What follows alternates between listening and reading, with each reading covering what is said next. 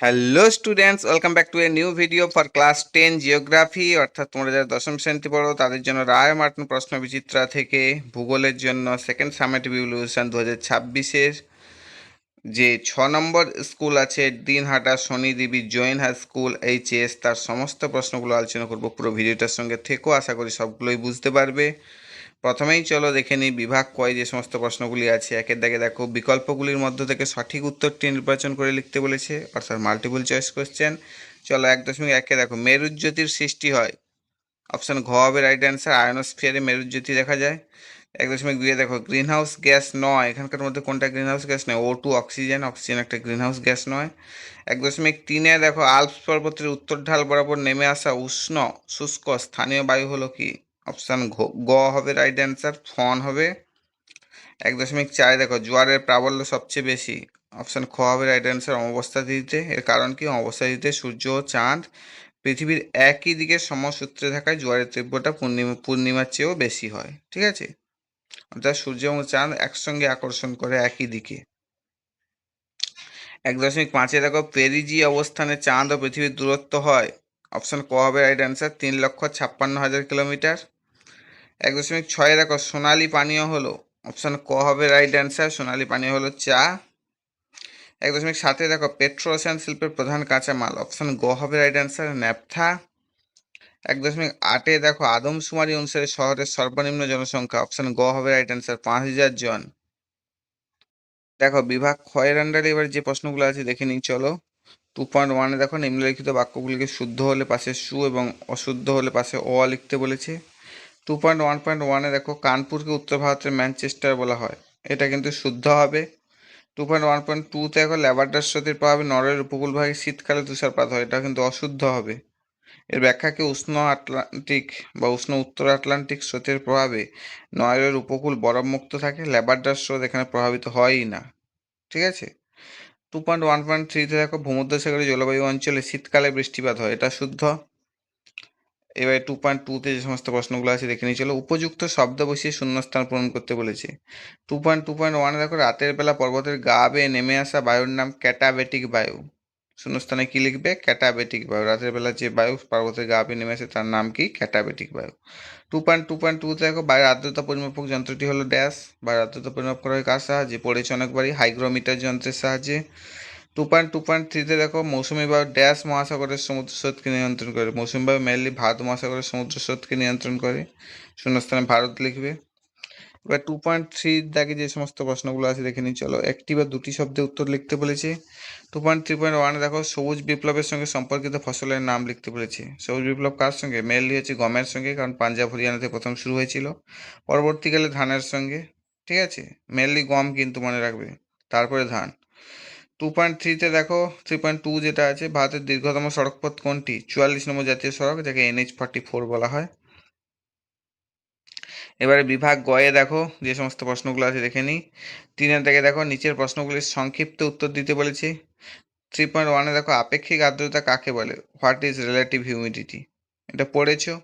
কোনো নির্দিষ্ট উষ্ণতায় নির্দিষ্ট পরিমাণ বায়ুতে যে পরিমাণ জলীয় বাষ্প আছে এবং সেই উষ্ণতায় ওই বায়ুকে সম্পৃক্ত করতে যে পরিমাণ জলীয় বাষ্পের প্রয়োজন হয়, এই দুইয়ের অনুপাতকে আপেক্ষিক আর্দ্রতা বলা হয়। বুঝতে পেরেছো?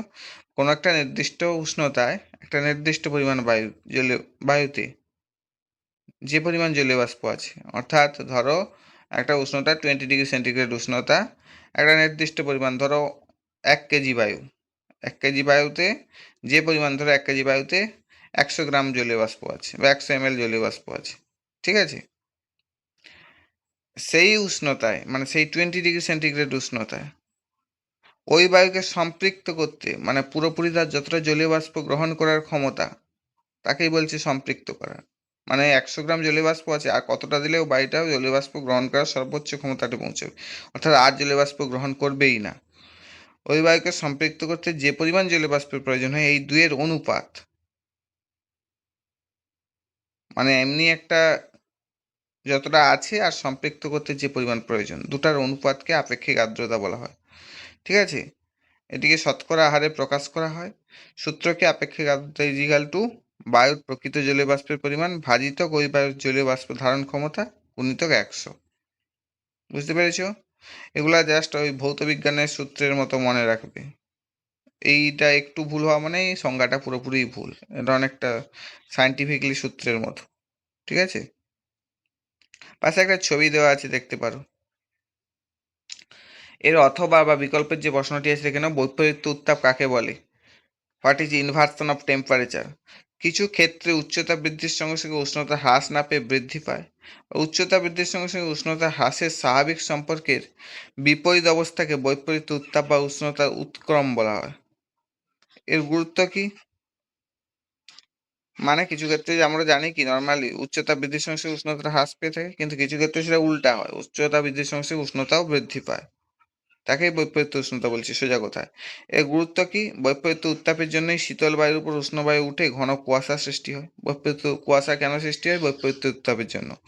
এবার 2 নম্বর কি, মধ্য অক্ষাংশে তুষার সৃষ্টি হতে পারে। 3 নম্বর কি, নাতিশীতোষ্ণ অঞ্চলে পার্বত্য উপত্যকার মধ্যভাগে চাষবাস হয়, জনবসতি গড়ে ওঠে, অ্যাটসেট্রা কারণ।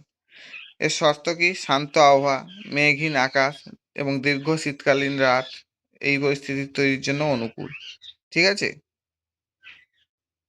এবারে চলো নেক্সট 3.2-তে আছে দেখে নি। সিজিগি কি বলেছে? চাঁদের কেন্দ্র পৃথিবী ও সূর্যের কেন্দ্রের সঙ্গে একই সরলরেখায় অবস্থান করলে চাঁদ, পৃথিবী ও সূর্যের সরলরৈখিক অবস্থানকে সিজিগি বা যোগ বিন্দু বলা হয়। ঠিক আছে, সিজিগি পড়েছো আগে অনেকবার, দেখে নেবে, পাশে একটা ছবিও দেওয়া আছে, দেখে নাও। প্রকার কি হয়? চাঁদের পরিক্রমণকালে প্রতি মাসে 2বার এই অবস্থান ঘটে। মানে চাঁদের যে পরিক্রমণকাল তাতে প্রতি মাসে 2বার এই অবস্থান ঘটে। এর অথবা বা বিকল্পের যে প্রশ্নটি আছে এখানে, অ্যাপোজি কাকে বলে? চাঁদ যখন উপবৃত্তাকার কক্ষপথে পৃথিবীকে পরিক্রমণ করার সময় পৃথিবী থেকে তার দূরত্বে অবস্থান করে, তখন তাদের সেই অবস্থাকে অ্যাপোজি বলা হয়। ঠিক আছে, অ্যাপোজি বুঝতে পেরেছো? এর দূরত্ব কি? এই সময় পৃথিবী থেকে চাঁদের দূরত্ব কত থাকে? প্রায় 4,07,000 কিলোমিটার।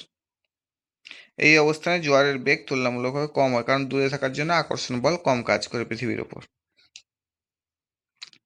এবার 3.3-এ যে প্রশ্নটি আছে দেখে নিয়ে চলো। রবি ফসল ও খারিফ ফসলের দুটি পার্থক্য লিখতে বলেছে। বৈশিষ্ট্য কি? রোপণ ও কাটার সময়। এটি রবি ফসলের ক্ষেত্রে দেখো, এটি শীতকালের শুরুতে অক্টোবর বা নভেম্বরের দিকে রোপণ করা হয় এবং বসন্তকালে মার্চ এপ্রিল মাসে কাটা হয়। আর খারিফ ফসল কি? এটি বর্ষাকালের শুরুতে জুন বা জুলাই মাসে রোপণ করা হয় এবং শরৎ বা শীতের শুরুতে কাটা হয়। ঠিক আছে, জলের প্রয়োজনীয়তা দেখে নাও। রবি ফসলের ক্ষেত্রে এই চাষে মৌসুমি বায়ুর বৃষ্টির প্রয়োজন হয় না, প্রধানত জলসেচের উপর নির্ভর করে। আর খারিফ ফসলকে এই চাষ সম্পূর্ণভাবে দক্ষিণ পশ্চিম মৌসুমি বায়ুর বৃষ্টির উপর নির্ভরশীল হয়। আর রবি ফসলের উদাহরণটা দেখে নাও বৈশিষ্ট্যের ভিত্তিতে, গম, সর্ষে, আলু ইত্যাদি, যেটা শীতকালে চাষ করা হয়ে থাকে। খারিফ ফসল কি? ধান, পাট, ভুট্টা ইত্যাদি। ঠিক আছে, এটা আগের ভিডিওগুলোতেও হয়েছে, আগের স্কুলগুলোতে, সেখানেও দেখে আসতে পারো, সেখানে আরো বড় করে মনে হয় লেখা ছিল। আর এটাও পড়তে পারো। চলো এবার 3.4-এ যে প্রশ্নটি আছে দেখে নিই। তথ্য প্রযুক্তি শিল্প বলতে কি বোঝো? What do you mean by information technology industry? প্রথমে সংজ্ঞা দেখে নাও। যে শিল্পে কম্পিউটার, ইন্টারনেট, সফটওয়্যার এবং ইলেকট্রনিক্স মাধ্যমের সাহায্যে তথ্য সংগ্রহ, সংরক্ষণ, প্রক্রিয়াকরণ এবং আদান প্রদান করা হয়, তাকে তথ্য প্রযুক্তি বা আইটি শিল্প বলা হয় বা আইটি সেক্টর বলা হয়। গুরুত্ব কি? এটি একটি জ্ঞান ভিত্তিক আধুনিক শিল্প। ভারতের বেঙ্গালুরু শহরকে এই শিল্পের প্রধান কেন্দ্র হিসেবে ধরা হয়। আর যাকে কি বলা হয়, বেঙ্গালুরুকে এই জন্য সিলিকন ভ্যালি বলা হয়।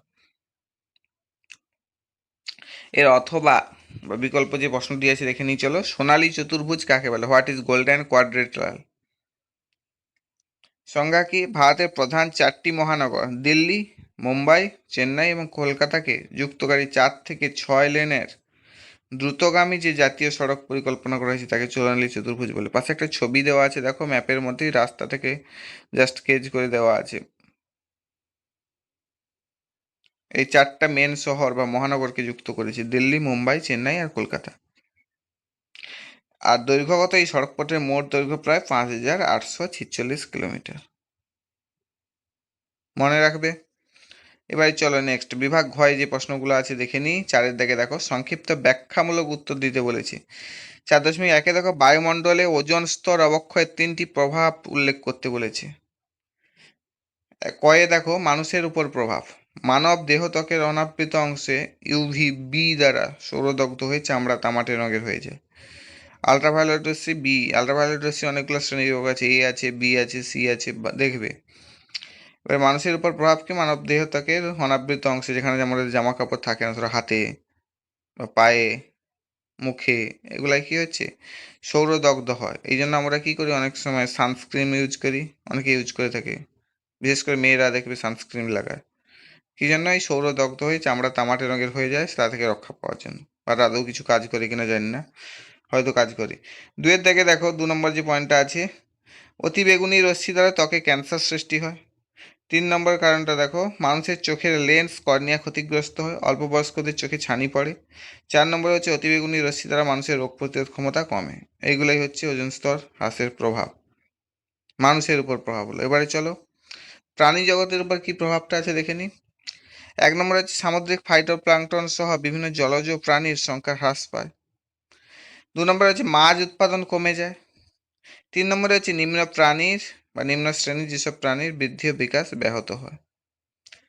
এবারে গয়ে দেখো উদ্ভিদ জগতের উপর কি প্রভাব ফেলে। 1 নম্বরে হচ্ছে দেখো, গাছের পাতায় 20 থেকে 50% ক্লোরোফিলের পরিমাণ হ্রাস পায় এবং ক্ষতিকর মিউটেশন ঘটে, যা সালোক সংশ্লেষ ব্যাহত করে। 2 নম্বরে হচ্ছে পত্ররন্ধ্র দ্বারা বাষ্পীভবন হার বৃদ্ধি পায় এবং মাটির জল নিঃশেষিত হয়। এইগুলোই হচ্ছে উদ্ভিদ জগতের উপর প্রভাব। ঠিক আছে, ভালো করে পড়বে প্রশ্নটা। চলো নেক্সট এর যে বিকল্প বা অথবা যে প্রশ্নটি আছে দেখে নিই। ঘূর্ণাবাত ও প্রতিভ ঘূর্ণাবাতের 3টি পার্থক্য লেখো। এই কোশ্চেনটাও হয়েছে আগের স্কুলগুলোতে, আগের ভিডিওগুলো দেখে আসতে পারো। বৈশিষ্ট্য দেখো, প্রথমে বৈশিষ্ট্যের ভিত্তিতে বায়ুচাপের কেন্দ্র। ঘূর্ণাবাতের ক্ষেত্রে দেখো, এর কেন্দ্রে অত্যন্ত নিম্নচাপ এবং বাইরে উচ্চচাপ থাকে। অত্যন্ত ভাষাটা নাও দিতে পারো, এর কেন্দ্রে নিম্নচাপ এবং বাইরে উচ্চচাপ থাকে, সোজা কথা। 2 নম্বরে প্রতিভ ঘূর্ণাবাত অ্যান্টিসাইক্লোনের ক্ষেত্রে কি হয়? এর কেন্দ্রে উচ্চচাপ থাকে আর বাইরের দিকে নিম্নচাপ থাকে, পুরোপুরি উল্টো কন্ডিশন কিন্তু। এবার দেখো বৈশিষ্ট্য ক্ষেত্রে বায়ুর গতিমুখ কেমন হয়। ঘূর্ণাবাতের ক্ষেত্রে বায়ু বাইরের থেকে কেন্দ্রের দিকে প্রবল বেগে সর্পিল আকারে ছুটে আসে। কেন কি? কেন্দ্রে নিম্নচাপ আছে, যেখানে নিম্নচাপ থাকবে সেখানে বায়ু ছুটে আসবে। আর অ্যান্টিসাইক্লোন বা প্রতিভ ঘূর্ণাবাতের ক্ষেত্রে দেখো, বায়ু কেন্দ্র থেকে বাইরের দিকে সর্পিল আকারে বেরিয়ে যায়। কেন কি? বাইরে নিম্নচাপ আছে, যেখানে নিম্নচাপ থাকবে সেই দিকে বায়ু যাবে, সোজা কথায় মনে রাখবে এটা। আবহাওয়ার প্রকৃতি। ঘূর্ণাবাতের ক্ষেত্রে কি আকাশ মেঘাচ্ছন্ন থাকে, ঝড় বৃষ্টি সহ দুর্যোগপূর্ণ আবহাওয়া তৈরি হয়। প্রতিভ ঘূর্ণাবাতের ক্ষেত্রে কিন্তু উল্টা হয়, আকাশ সাধারণত মেঘমুক্ত হয়, পরিষ্কার হয় এবং শান্ত আবহাওয়া বিরাজ করে। কোনো কোনো জায়গায় ছিটে ফোঁটা বৃষ্টিপাত হতে পারে। ঠিক আছে, এবার 4.2 দেখো যে প্রশ্নটি আছে, দুটি মুখ্য জোয়ারের সময়গত ব্যবধান কত কেন? সময়গত ব্যবধান কি? একই স্থানে দুটি মুখ্য জোয়ারের মধ্যে সময়ের ব্যবধান হলো 24 ঘন্টা 52 মিনিট। মুখ্য জোয়ার কিন্তু, কিন্তু দিনে দুবার জোয়ার হয়, একটা মুখ্য জোয়ার একটা গৌণ জোয়ার। তো মুখ্য জোয়ারের সময়ের মধ্যে পার্থক্য কিন্তু 24 ঘন্টা 52 মিনিট। দিনে মুখ্য জোয়ার একবার হয় আর গৌণ জোয়ারও একবার হয়, কিন্তু সারাদিনে জোয়ার দুবার হয়, একটা মুখ্য একটা গৌণ। ঠিক আছে, এর কারণ কি? পৃথিবী নিজের অক্ষের উপর একবার আবর্তন করতে 24 ঘন্টা সময় নেয়, কিন্তু পৃথিবী যখন ঘোরে চাঁদও তার কক্ষপথে পৃথিবীর চারিদিকে কিছুটা এগিয়ে যায়, প্রায় 13 ডিগ্রি। ফলে পৃথিবীর নির্দিষ্ট স্থানটি 24 ঘন্টা পর যখন আগের জায়গায় ফিরে আসে, চাঁদ ততক্ষণে আগের বেড়ে যাওয়া স্থানটি সরাসরি চাঁদের সামনে আসতে পারে না। চাঁদকে পুনরায় সমকোণে বা সামনাসামনি পেতে পৃথিবীকে আরও কিছুটা পথ ঘুরতে হয়। এই অতিরিক্ত পথ ঘুরতে পৃথিবীর আরও 52 মিনিট সময় লেগে যায়। তাই একটি মুখ্য জোয়ারের ঠিক 24 ঘন্টা 52 মিনিট পর পরবর্তী মুখ্য জোয়ার ঘটে। বুঝতে পেরেছো? এবারে চলো এর অথবা বা বিকল্পের যে প্রশ্নটি আছে, ভরা কোটালে জোয়ারে কিভাবে ঘটে ব্যাখ্যা করতে বলেছে। ভরা কোটাল বা জোয়ার, ভরা জোয়ারটা কিভাবে ঘটে এটা ব্যাখ্যা করতে বলছি। ভরা কোটাল বা ভরা জোয়ারটা প্রথমে কি আগে জেনে নিই, বা সংজ্ঞাটা কি আগে জেনে নিই। অমাবস্যা ও পূর্ণিমা তিথিতে চাঁদ, সূর্য এবং পৃথিবী একই সরলরেখায় অবস্থান করে, আমরা জানি। তাদের সম্মিলিত আকর্ষণে যে প্রবল জোয়ারের সৃষ্টি হয় তাকে ভরা কোটাল বা তেজ কোটালও বলা হয়। ঠিক আছে, পাশে একটা ছবি দেওয়া আছে দেখবে। এবারে কি হচ্ছে, ভরা কোটাল মূলত দুটি তিথিতে দুইভাবে ঘটে থাকে। একটা হচ্ছে অমাবস্যা তিথিতে ভরা কোটাল। এর অবস্থান কেমন? এই তিথিতে সূর্য ও চাঁদের মাঝখানে পৃথিবী থাকে না, বরং পৃথিবী ও সূর্যের মাঝখানে চাঁদ অবস্থান করে। অর্থাৎ সূর্য, চাঁদ ও পৃথিবী একই সরলরেখায় থাকে। অর্থাৎ চাঁদ কি মাঝখানে থাকে সূর্য আর পৃথিবীর। চন্দ্র ও সূর্য পৃথিবীর একই দিকে থাকে। ঠিক আছে, এইবারে দেখো এখানে সরি একটা ভুল হয়ে গেছে, এখানে অবস্থানটা দুবার হয়ে গেছে, এটা কিন্তু একবারই হবে, ঠিক আছে? অবস্থানটা দুবার রিপিটেড হয়ে গেছে, এটা বাদ দেবে। ফলাফল কি হচ্ছে, এর ফলে পৃথিবীর ওই অংশে জলরাশি প্রচন্ড বেগে ফুলে ওঠে এবং অত্যন্ত শক্তিশালী জোয়ারের সৃষ্টি হয়। আর পূর্ণিমা তিথির ভরাকোটাল কেমন হয় 2 নম্বরে দেখে নাও। এর অবস্থান কি, এই তিথিতে চাঁদ ও সূর্যের মাঝখানে পৃথিবী অবস্থান করে, অর্থাৎ সূর্য পৃথিবী ও চাঁদ একই সরলরেখায় থাকে, কিন্তু চাঁদ ও সূর্য পৃথিবীর বিপরীত দিকে থাকে। এর কারণ কি, এই অবস্থানে একদিকে চাঁদের প্রত্যক্ষ আকর্ষণ কাজ করে এবং তার ঠিক বিপরীত দিকে সূর্যের আকর্ষণ কাজ করে, ও পৃথিবীর কেন্দ্রাতিক বল কাজ করে, সেন্ট্রিফিউগাল ফোর্স যেটা। এই কারণে হচ্ছে ফলাফলটা কি হচ্ছে, চাঁদ ও সূর্যের আকর্ষণ বল পরস্পরের বিপরীতমুখী হলেও একই সরলরেখায় থাকার কারণে জলরাশি দুই দিকেই প্রবলভাবে ফুলে ওঠে। কিন্তু পূর্ণিমার চেয়ে অমাবস্যার যে কোটালটা হয়, যেটা হচ্ছে একই দিকে দুটো চাঁদ এবং সূর্যের আকর্ষণ থাকায়, সেই কোটালটা কিন্তু বেশি তীব্রতা থাকে পূর্ণিমার চেয়েও। বুঝতে পেরেছো? এবারে চলো বিভাগ ওয়ার দাগে যে সমস্ত প্রশ্নগুলো আছে দেখে নিই। 5 দাগে দেখো নিচের প্রশ্নগুলির উত্তর দিতে বলেছি। 5.1 দেখো বায়ুচাপের তারতম্যের কারণগুলি আলোচনা করো। বায়ুচাপের নিয়ন্ত্রক এবং বায়ুচাপের তারতম্যের কারণসমূহ। এই প্রশ্নটা পড়েছো, আগের ভিডিওগুলো দেখে আসতে পারো। 1 নম্বরে দেখো উষ্ণতা। উষ্ণতার সাথে বায়ুচাপের বিপরীতমুখী সম্পর্ক। বায়ু অধিক উষ্ণ হলে হালকা হয় এবং নিম্নচাপ সৃষ্টি হয়, আবার বায়ু শীতল হলে উচ্চচাপ সৃষ্টি হয়। যেমন কি নিরক্ষীয় অঞ্চলে সূর্যরশ্মি লম্ব হয়ে পড়ায় অধিক উষ্ণতার কারণে সারা বছর নিম্নচাপ বিরাজ করে, আর মেরু অঞ্চলে শীতলতার জন্য উচ্চচাপ বিরাজ করে, ঠিক আছে? এবারে উচ্চতা কি 2 নম্বরে, উচ্চতা বাড়লে বায়ুর ওজন ও ঘনত্ব কমে, তাই বায়ুচাপ কমে। আর ভূপৃষ্ঠ সংলগ্ন বায়ুর ঘনত্ব বেশি, তাই চাপ বেশি। যেমন সমুদ্রতল থেকে 274 মিটার উচ্চতা বৃদ্ধি পেলে বায়ুচাপ 34 মিলিবার হ্রাস পায়, জানো তোমরা সবাই। 3 নম্বর কারণ দেখো জলীয় বাষ্প।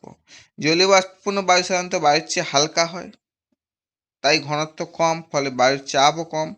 যেমন বায়ুতে জলীয়বাষ্প না থাকলে শীতকালে বায়ুর চাপ বেশি হয়, কিন্তু বর্ষাকালে অধিক জলীয়বাষ্প থাকার ফলে বায়ুর চাপ কম হয়। 4 নম্বর কি আবর্তনজনিত কেন্দ্র বহির্মুখী বলের প্রভাব। আবর্তনজনিত কেন্দ্র বহির্মুখী বলের প্রভাবে বায়ুর দিক বিক্ষেপ হয় ও বায়ু চাপের তারতম্য ঘটে। যেমন নিরক্ষীয় অঞ্চলে আবর্তন বেগ বেশি হয়, বায়ুর দিক বিক্ষেপের জন্য নিম্নচাপের সৃষ্টি হয়েছে, আবার ওই বিক্ষিপ্ত বায়ু ক্রান্তীয় অঞ্চলগুলিতে এসে উচ্চচাপ সৃষ্টি হয়।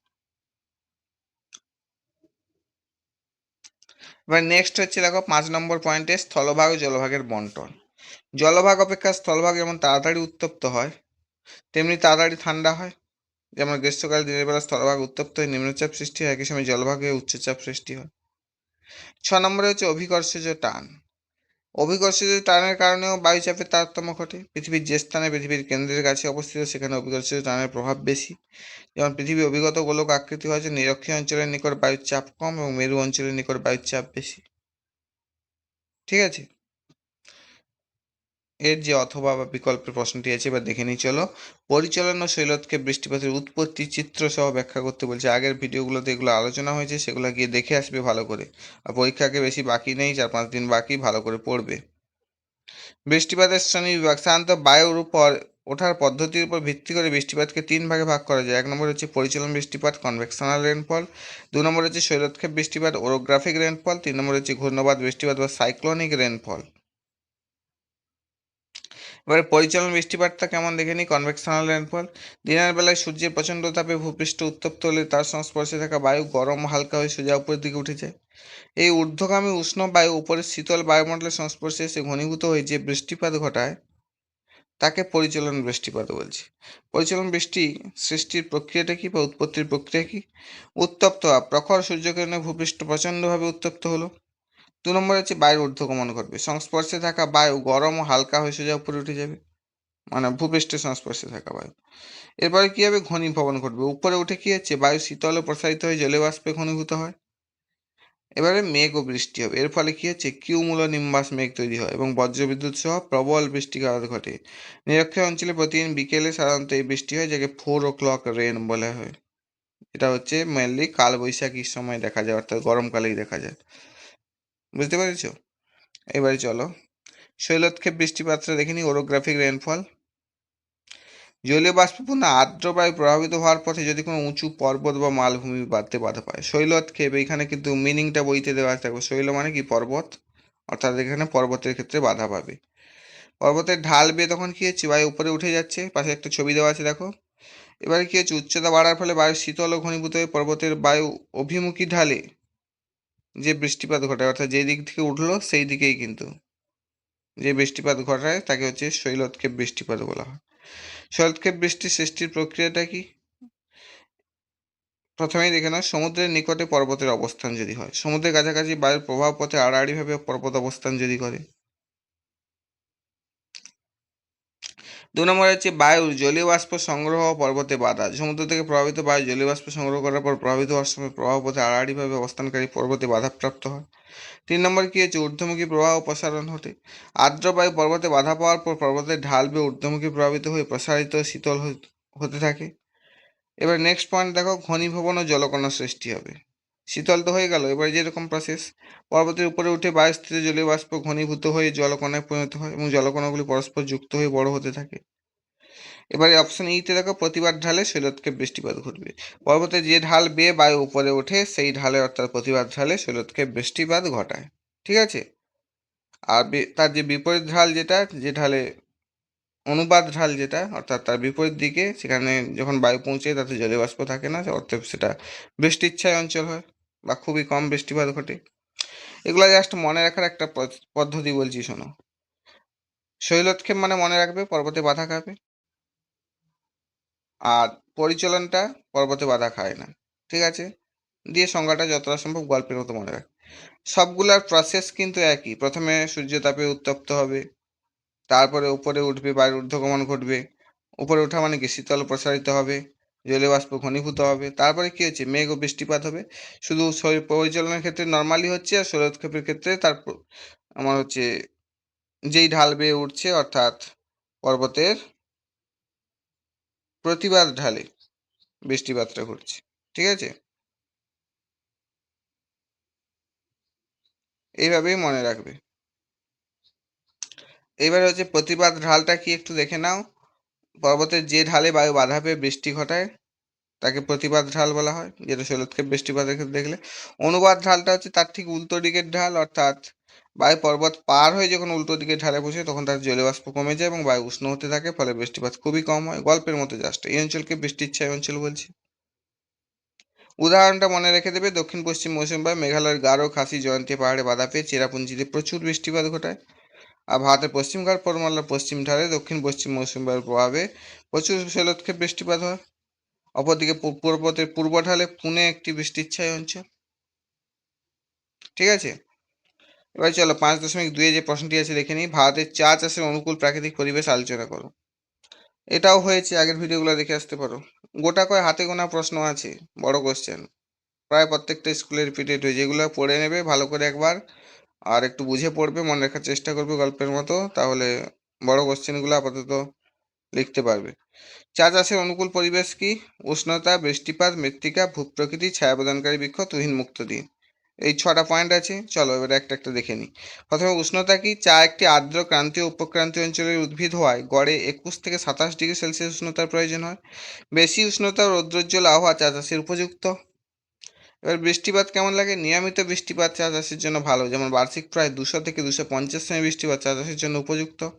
ভূপ্রকৃতি কেমন প্রয়োজন হয়, চা গাছের গোড়ায় জল দাঁড়িয়ে থাকলে তা চা গাছের পক্ষে ক্ষতিকর। জল নিকাশিযুক্ত ঢালু জমি চা চাষের জন্য উপযুক্ত হয়, যেমন পাহাড়ি অঞ্চলে ঢালু জমিতে চা চাষ ভালো হয়।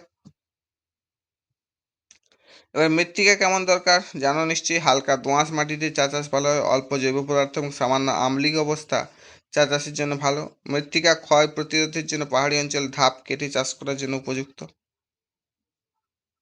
ছায়া প্রদানকারী বৃক্ষ দরকার, চা গাছ বেশি সূর্যের তাপ সহ্য করতে পারে না, তাই চা বাগিচাতে ছায়া প্রদানকারী গাছ প্রয়োজন হয়, যেমন চামকড়ই, শিরীষ গাছ, আল্লুকিয়া, কালা শিরীষ প্রভৃতি ছায়া প্রদানকারী গাছ লাগানো হয়। এইভাবে ছবিতে দেওয়া আছে দেখো, এভাবে মাঝখানে মাঝখানে ছায়া প্রদানকারী গাছ লাগানো হয়। এর যে অথবা বা বিকল্পের যে প্রশ্নটি আছে এবার দেখে নিই চলো। পূর্ব ভারতের লৌহ ইস্পাত শিল্পের কেন্দ্রীভবনের কারণ আলোচনা করি। এই কোশ্চেনগুলো প্রায় প্রত্যেকটা স্কুলে আছে, হাতে গোনা 4-5টা কোশ্চেন, এগুলো পড়ে নেবে একবার করে ভালো করে প্রত্যেকটা কোশ্চেন। 1 নম্বরে দেখো, কাঁচামালের সহজলভ্যতা এবং উৎস সমূহ বলেছি, এগুলো আগের ভিডিওটাই হয়েছে, দেখে আসতে পারো।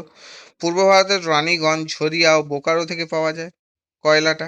আকরিক লোহাটা কোথা থেকে পাওয়া যাচ্ছে? গোয়া, বাদাম পাহাড়, নোয়ামুন্ডি থেকে সংগ্রহ করা হয়। চুনাপাথরটা কোথাও থেকে পাওয়া যাচ্ছে? বীরমিত্রপুর, জগন্নাথপুর প্রভৃতি স্থানে সহজে পাওয়া যায়। ডলোমাইটটা ওড়িশার সম্বলপুর, গাংপুর, সুন্দরগড় অঞ্চল থেকে পাওয়া যায়। আর ম্যাঙ্গানিজটা ওড়িশার গাংপুরের বোনাই থেকে পাওয়া যায়। এইগুলা জাস্ট জায়গাগুলোর নাম মনে রাখবে, এই কাঁচা মালটা কোথায় পাওয়া যায়, আর বাকিগুলা তুমি লিখতে পারবে গল্পের মতো। জলের সহজলভ্যতা দামোদর, বরাকর, সুবর্ণরেখা, ব্রাহ্মণ নদী থেকে প্রচুর জল পাওয়া যায়। বিদ্যুৎ শক্তি পাওয়া যায় বোকারো, দুর্গাপুর তাপবিদ্যুৎ এবং মাইথন, পাঞ্চেত, তিলাইয়া বিদ্যুৎ সরবরাহ করে থাকে। পরিবহন ব্যবস্থা কীরকম? পূর্ব ও দক্ষিণ পূর্ব রেল, 2, 5, 6, 23 ও 32 নম্বর জাতীয় সড়ক রয়েছে।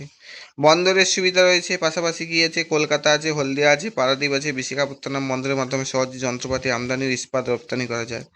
সুলভ শ্রমিকের প্রাচুর্য কি? বিহার, ঝাড়খণ্ড, ওড়িশা ও পশ্চিমবঙ্গের জনবহুল হয়।